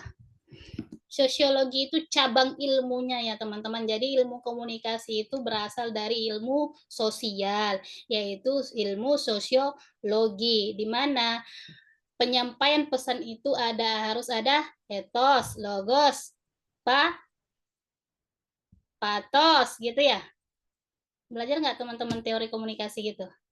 Ya, itu sejarah komunikasi, sejarah ilmu komunikasi, di mana ilmu komunikasi itu berasal dari ilmu sosial yang dikemukakan oleh orang-orang sosiologi, tokoh-tokoh ilmu sosiologi. Kenapa dia berkaitan? Karena pesan yang disampaikan itu harus ada menanggung 3 instrumen, yaitu logos, pathos, dan apa satu lagi tadi? Oh, ini harus dipertanyakan ini teori komunikasinya nih. Harus dipertanyakan deh teori komunikasinya. Dan Ada? etos. Dan etos. Etos itu apa, teman-teman? Ketika kita menyampaikan, pesan kita itu harus bersifat membujuk. Dari pesan kita yang bersifat membujuk ini, maka audiens kita dapat menerimanya dengan melakukan tindakan. Begitu kan ya? Oke, kita kembali ke public speaking. Ada pertanyaan tentang materi public speaking? Mas Dava, silakan sambil ngunyah-ngunyah, nggak ngajak-ngajak.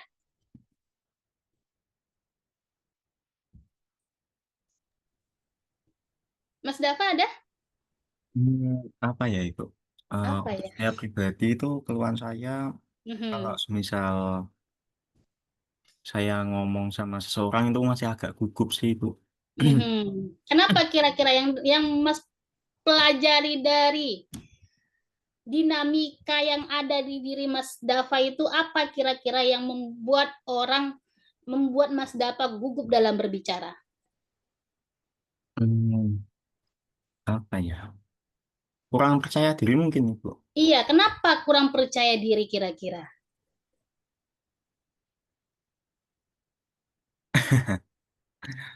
Nah, karena Mas Dava belum menguasai materi atau komunikasi atau pesan yang mau disampaikan. Itu salah satu faktor kenapa Mas Dava nggak confident, nggak percaya diri, karena Mas Dava nggak menguasai materinya. Apa yang mau Mas Dava sampaikan kalau materinya saja, konteks pembahasan yang mau dibahas di suatu forum itu Mas Dava nggak kuasai. Tentu di situ akan datang ketakutan. Oh, saya takut kalau saya ngomong ini apakah benar nggak ya? Iya, benar. Salah jadinya gitu kan. Jadi agar confident kita meningkat, tumbuh, maka kita perlu menguasai materi. Jadi nggak ada istilahnya misalnya saya introvert, saya nggak bisa ngomong, nggak ada. Justru saya itu introvert teman-teman. Ya, saya itu introvert. Introvertnya itu bukan nggak bisa bicara, tapi orang introvert dia cenderung lebih menyukai obrolan-obrolan atau pembicaraan-pembicaraan yang mendalam. Dia nggak suka basa-basi, hanya obrolan hahihi. Itu nggak suka tuh orang-orang introvert. Karena energinya akan mudah habis kalau dia terlalu banyak hahihi. Ya, nggak ada istilahnya introvert itu nggak bisa bicara. Oh, saya kan introvert, ibu saya nggak bicara, saya grogi. Bukan itu alasannya, karena kamu nggak menguasai materi saja. Kamu nggak menguasai obrolan. Bayangkan sekarang teman-teman berada di ruang lingkup komunitas misalnya, komunitas sedang membahas tentang olahraga. Sementara teman-teman nggak tahu informasi tentang olahraga sama sekali nih. Teman-teman berada di lingkungan itu. Gimana teman-teman bisa ikut nimbrung dengan komunitas itu? Gitu kan ya? Kecuali teman-teman sudah menguasainya terus masuk ke komunitas olahraga. Oh, saya bisa tips mencari sepatu yang bagus untuk lari itu seperti ini. Culture-nya bagaimana? Pasti teman-teman cenderung untuk menyampaikan itu gitu. Karena sifat manusia itu ketika dia tahu dia ingin terus menyampaikan gitu. Ya, nggak ada istilahnya saya introvert, saya nggak bisa ngobrol, nggak bisa menyampaikan, nggak bisa berpidato, nggak bisa berpublic speaking yang bagus. Nggak ada istilah seperti itu sebenarnya. Ya, nggak ada penelitian yang menyampaikan bahwa introvert itu tidak bisa ngomong, tidak sosialis banget gitu. Itu nggak ada istilahnya. Nggak ada penelitian yang dapat menghasilkan sebuah pernyataan itu gitu. Jadi itu hanya narasi-narasi yang dibangun oleh orang-orang yang sebenarnya dia nggak butuh, nggak pernah siap untuk menyampaikan informasi itu karena dia nggak belajar gitu. Gitu aja misalnya. Oke? Ada pertanyaan lagi? Jadi Mas Dafa, ya? Kalau yang disampaikan tadi kan kita nggak akan cukup kalau misal kita menguasai materi yang akan disampaikan. Tapi dari pengalaman saya itu di lingkungan pekerjaan saya sering melakukan presentasi yang materinya sudah pasti saya pahami. Tapi kalau di waktu latihan saya bisa lancar jelasnya. Tapi waktu kita temuin user atau Teman-teman mendengarkan jelas nggak sih suaranya? kadang saya cukup terus lupa satu materi. Suara saya kedengaran. Oke. Kita sudah misalnya udah, walaupun saya masih kurang jelas pertanyaannya, tapi saya bisa menangkap bahwa Mbak Nur ini sebenarnya sudah memiliki persiapan yang cukup matang gitu ya. Jadi sudah melakukan riset materi, riset pembahasan gitu, bahkan juga sampai sudah meriset apa saja sih yang akan muncul dari pertanyaan-pertanyaan audiens, itu sudah dilakukan. Namun dia masih grogi. Itu hal yang wajar ya teman-teman ya. Jadi kata saya tadi, saya hari ini mengajar public speaking itu 2 kelas, tadi pagi 1. Jadi nggak ada hal yang sempurna. Kembali lagi saya sampaikan bahwa public speaking itu adalah skill yang harus terus-menerus kita asah. Nggak ada orang yang pintar berpublic speaking gitu ya. Kalau dia hanya melakukannya 1 kali, misalnya, oke, saya sekarang diberikan kesempatan untuk mengajar menyampaikan teori ilmu komunikasi, terus hari ini saya langsung tidak melakukan kesalahan, itu nggak ada istilah seperti itu. Tapi pasti ada kesalahan-kesalahan yang akan kita berbuat, dan perlu kita sampaikan ke diri kita bahwa terimalah kesalahan itu. Terima, teman-teman. Jadi saya juga sampai sekarang itu terus belajar menerima kesalahan saya, menyampaikan informasi atau sedang berpidato untuk menjadi bahan pembelajaran saya ke depannya. Jadi nggak ada orang yang sudah jago banget public speaking, nggak ada. Karena public speaking itu harus terus-menerus dipelajari gitu ya.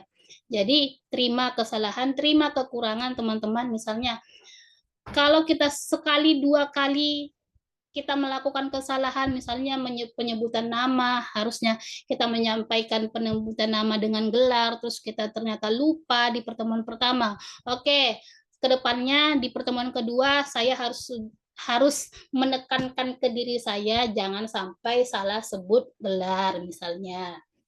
Itu ya. Jadi kalau sudah terus-menerus kita jadi pembelajaran, insya Allah itu akan baik. Akan terasah sendirinya nanti teman-teman ya. Gitu. Jadi terima kekurangan kita, jangan nggak menerima kekurangan. Ketika kita sudah menerima kekurangan itu, maka kita juga akan jauh lebih percaya diri karena kita sudah menerima kekurangan kita dan confident itu akan datang ke diri kita, gitu teman-teman. Ya, jangan takut untuk memulai berpidato, jangan takut.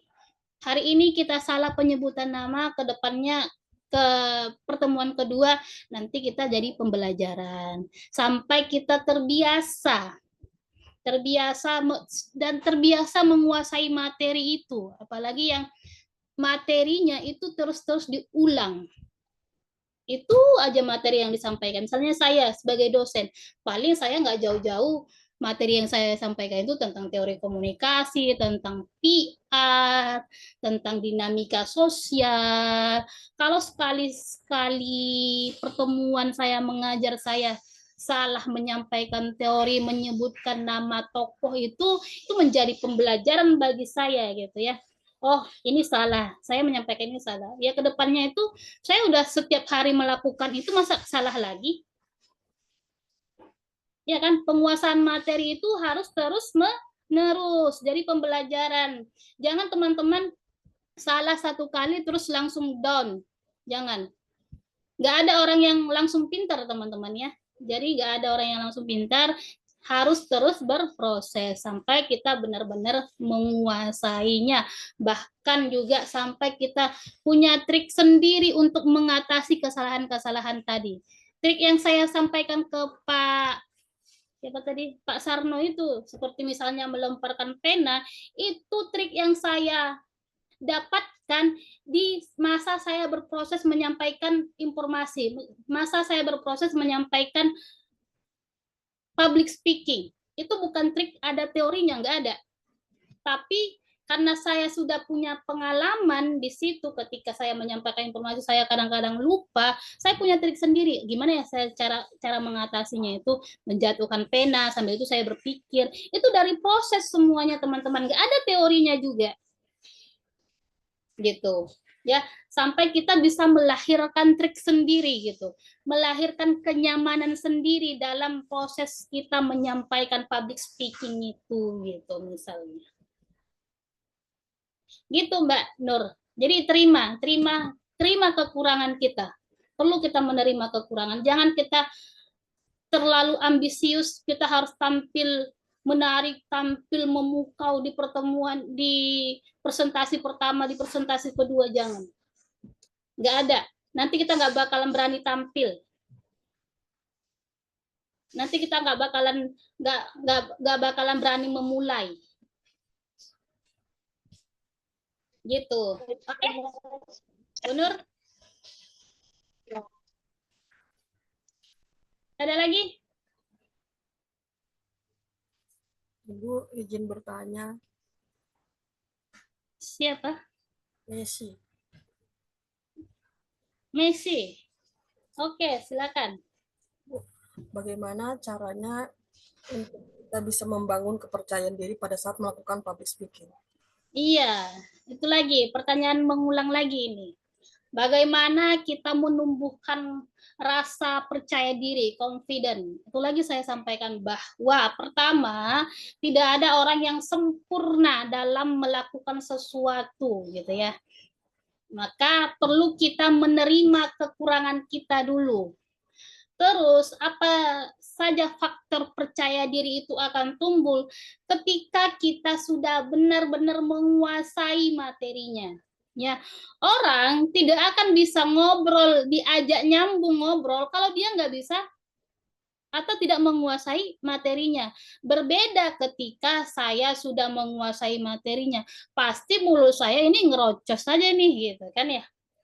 Karena dia sudah tahu apa yang ingin disampaikannya. Berbeda ketika saya misalnya dosen komunikasi, terus disuruh jelaskan saya tentang kesehatan, sementara saya belum pernah diberikan kesempatan untuk mendalami ilmu itu dulu. Tentu saya tidak percaya diri. Saya akan takut salah menyampaikan, saya akan takut dikritik dalam proses penyampaiannya, maka confident itu akan turun. Nah, bagaimana caranya confident kita rasa percaya diri kita itu ada ketika kita benar-benar menguasai materinya. Pesan yang ingin kita sampaikan itu harus benar-benar kita kuasai. Makanya sebelum menyampaikan informasi itu perlu kita melakukan riset mendalam dulu tentang pesan yang ingin kita sampaikan. Ya. Jadi nggak ada orang istilah, oh kamu nanti hari ini sampaikan tentang kesehatan ya Nuswa, sementara saya belajar S1, S2, S3-nya itu hanya ilmu komunikasi. Gimana saya bisa pede menyampaikan tentang kesehatan misalnya? Kecuali itu kesehatan yang berkaitan misalnya ilmu komunikasi kesehatan. Mungkin bisa saya sambungkan dengan teori yang saya pahami gitu ya. Jadi perlu ditekankan lagi, perlu kita memberi penguasaan tentang materi atau pesan yang ingin kita sampaikan begitu. Ya, jangan ngobrol, kalau kita diberikan kesempatan untuk menyampaikan informasi yang tidak kita kuasai, mending ditolak. Saya sampaikan tadi Pak Sarno, kalau Bapak disuruh pidato menyampaikan sesuatu hal yang enggak Bapak kuasai, mending Bapak tolak daripada Bapak memalukan diri sendiri.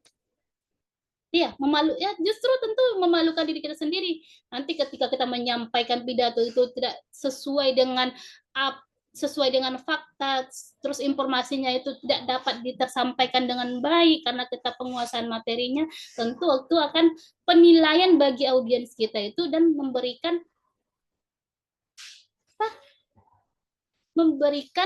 ketidakpercayaan kepada kita gitu ya. Oke, Mas Messi. Jadi jangan menyampaikan informasi kalau kita tidak menguasainya. Mending kita tolak, kalaupun itu diamanahkan misalnya dari atasan kita, kalau kita nggak menguasainya. Beda ketika kita sudah menguasai materinya, terus kita diberikan kesempatan, kita harus mengambil kesempatan itu.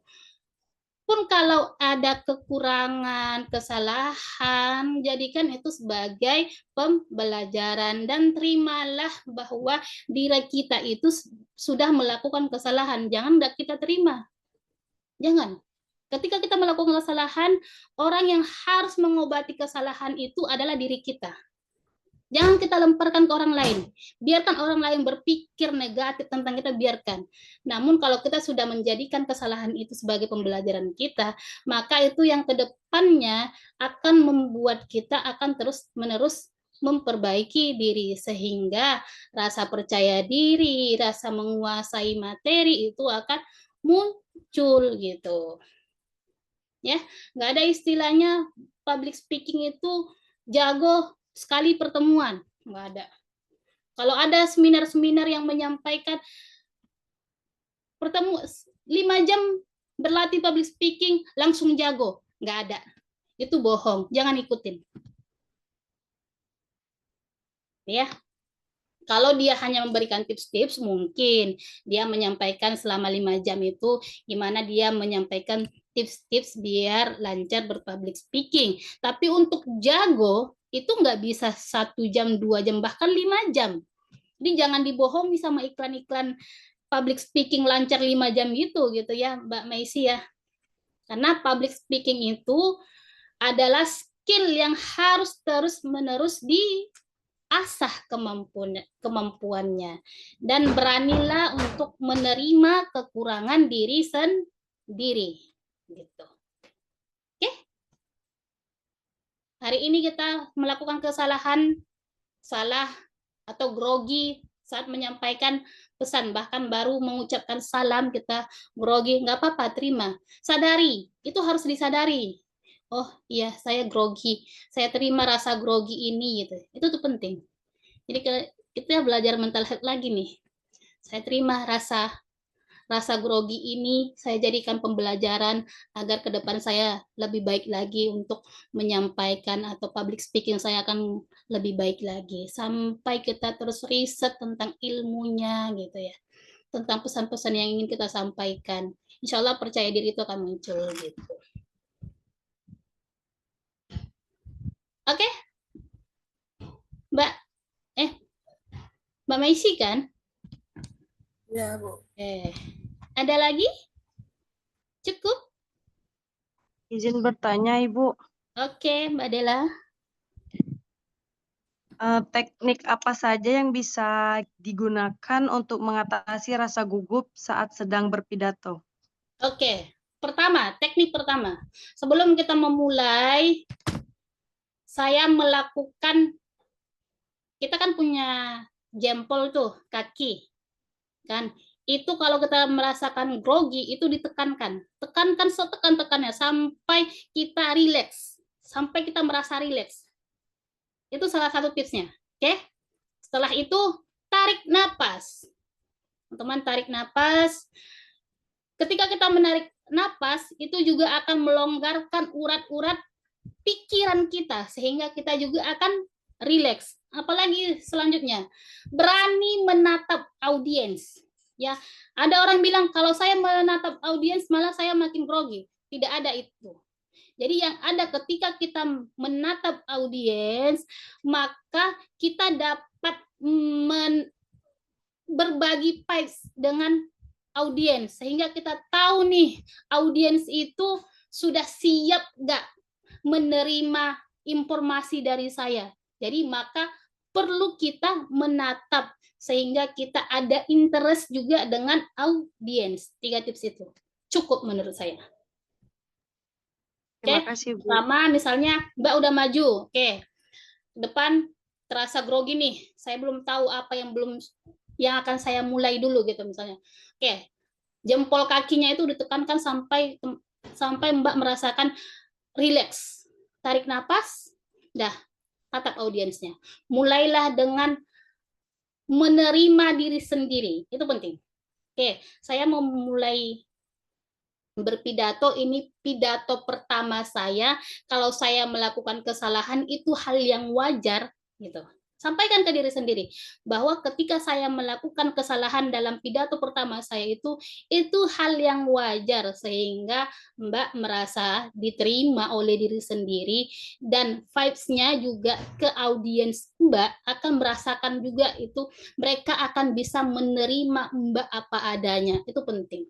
Itu ilmu tarik menarik itu ya. Vibes tarik menarik itu loh teman-teman ya. Orang bisa merasakan, orang bisa menerima kita kalau kita menerima diri kita sendiri gitu.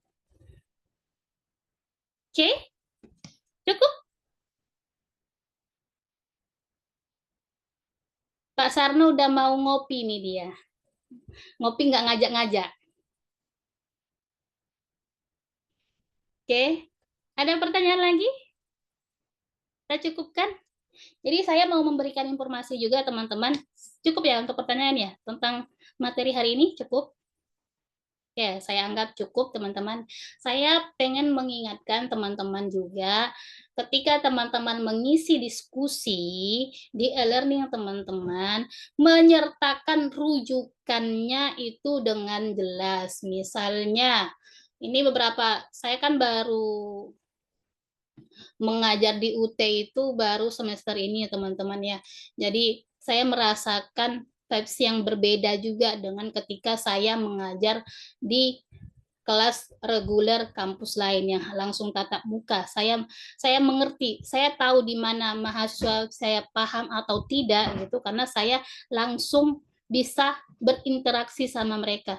Nah ini saya bingung nih, bingungnya kenapa? Saya nggak mendengarkan interaksi, saya nggak bisa mengetahui mahasiswa saya ini benar-benar sudah mengerti nggak materi yang saya sampaikan gitu ya.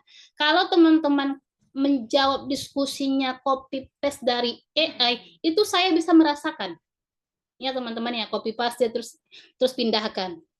Nggak apa-apa, teman-teman menggunakan tools untuk mengerjakan tugas, tapi gunakanlah bahasa sendiri. Misalnya saya mengajar tentang komunikasi itu merupakan ilmu sosial yang berasal dari ilmu sosiologi. Itu menurut siapa? Itu disampaikan.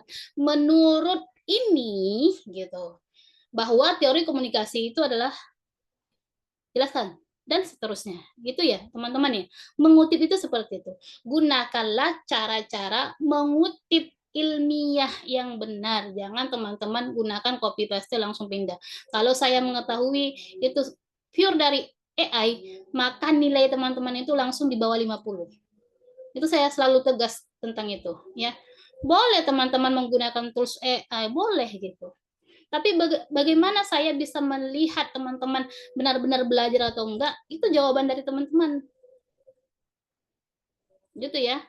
Jadi ini saya perlu tekankan karena sudah 3 kali pertemuan masih itu saja yang selalu saya kritisi. Tolong ketika menyampaikan tanggapan, menyampaikan diskusi itu disertakan rujukan yang jelas. Misalnya menurut buku ini, menurut tokoh ini dalam buku ini, misalnya seperti itu.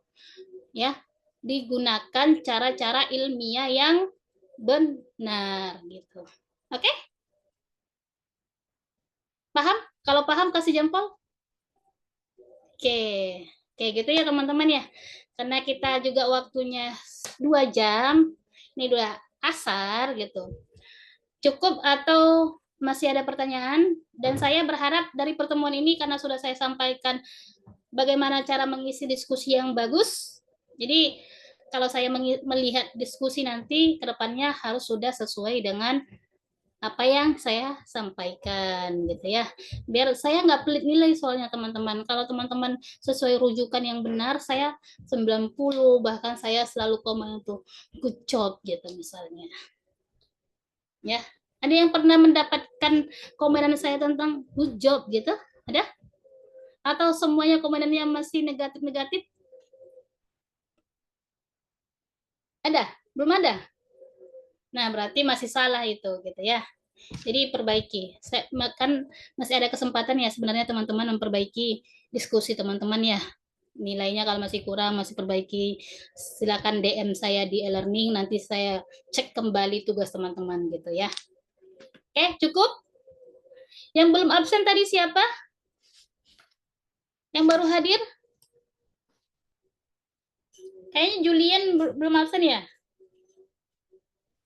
Julian SYN. Sudah, Bu, sudah. Julian SYN di sini belum ada. Tadi yang awal tadi malah bisa di absen. Oh, awal-awal. Iya. Oke. Tadi nggak on cam karena masih nyetir tadi. Oke. Julian ada pertanyaan? Cukup? Cukup, sejauh ini sudah cukup. Sejauh ini cukup, iyalah ya. Sejauh ini cukup. Gitu. Oke, ada teman-teman? Kita tutup. Pak Sarno, kita tutup. Oke. Ya? Izin bertanya, itu untuk nilai diskusi emang belum dinilai ya, Bu? Untuk pertemuan ini memang belum saya nilai. Oh. Oke, biasanya kan untuk di minggu ini memang saya mengerjakan pekerjaan di UT itu Sabtu Minggu teman-teman. Sabtu kemarin itu saya ada PKM, pengabdian pada masyarakat, itu kan tugas dosen juga di kampus saya yang mengajar reguler gitu ya, yang home base-nya di kampus swasta Jakarta ini. Jadi saya belum sempat untuk menilai diskusi pertemuan keempat. Nah, karena saya sudah menyampaikan bagaimana cara menjawab diskusi itu dengan benar, maka silakanlah diperbaiki dulu ya. Nanti biar saya melihat nilai teman-teman itu sudah good job semua. Oke? Gitu ya? Cukup? Oke, cukup. Jadi pertemuan selanjutnya kita lakukan di Zoom ini juga di jam yang sama di hari Minggu juga, namun pada pertemuan sesuai jadwal web. Ya, berarti jadwal web selanjutnya itu di pertemuan ke-7 ya, teman-teman ya? Ke-7 apa ke-6? Ke-7. Berarti pertemuan ke-7 nanti web tetap di hari Minggu dan di jam 1 sampai jam 15.00. Gitu ya. Jadi itu sudah kita buat peraturannya seperti itulah, biar nggak usah gonta-ganti lagi. Nanti jadi saya juga menyesuaikan jadwal juga. Kalau udah pertemuan ke-7 nanti berarti saya tidak mengambil jadwal lagi di pekerjaan-pekerjaan lain misalnya gitu ya. Saya fokuskan ke teman-teman misalnya seperti itu. Oke? Sekian pertemuan kita teman-teman. Mohon izin Ibu, untuk materi yang Ibu sampaikan tadi bisa di-share atau sesuai dengan bahan ajar yang di UT? Boleh, kalau mau di-share nanti saya share ya. Saya share di itu. Tapi nanti saya perbaiki dulu biar lebih jelas ya. Oke? Terima kasih. Oke, sama-sama. Makasih teman-teman. Semangat terus untuk belajarnya. Terima kasih Ibu. Terima kasih banyak Ibu. Assalamualaikum warahmatullahi wabarakatuh. Sehat-sehat ya semuanya. Waalaikumsalam warahmatullahi wabarakatuh. Oke, saya N ya. Ya Bu, terima kasih banyak Bu. Sama.